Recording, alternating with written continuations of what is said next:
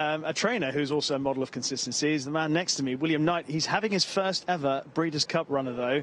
He's a trainer who's got better and better over the years back home in Britain. But you've got a filly, Frosted Dawn, who on the face of it looks to face a very stiff task. She's running on the dirt against the fastest fillies and mares in America. That's the plan, unless, of course, horses come out of the turf sprint. Is that right? Yeah, but I think that's highly unlikely.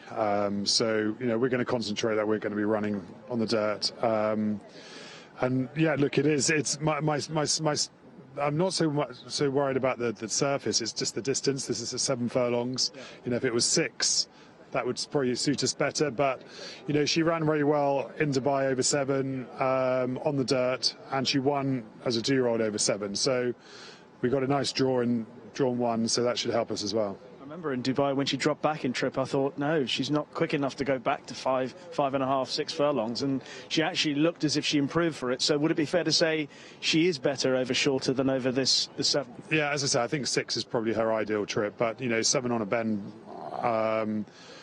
it will give her a chance of getting it. You know, if you look at her pedigree, she's by Frosted, who was a very good miler on the dirt, and then the dam side is very much mile and a quarter. So that's why when we originally went out to Dubai, our plan was to run the UAE Guineas, thinking that was going to be her distance. But look, she's by a dirt stallion, so as I said, surface doesn't really bother me. It's just the distance. We often talk about horses making it to America to race on the dirt from a European perspective and talk about the challenges, and obviously that's a big talking point with City Troy in the Classic.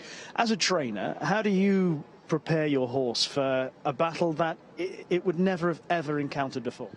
Well, she has, because she's running Maidan on it, so she's against the Americans in their backyard. Yeah, true. There'd be a very different pace of race.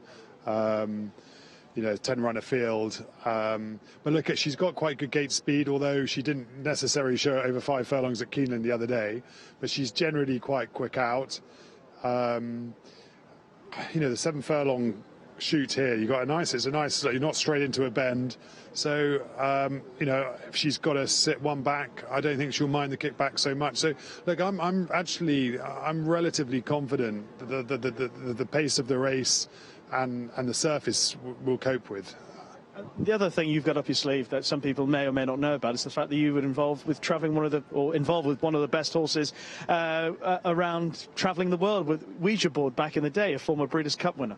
Yeah, exactly. She was a fantastic race mare. And when I was an assistant to Ed's, unfortunately Ed never let me loose in the Breeders' Cup. He always went and I stayed at home.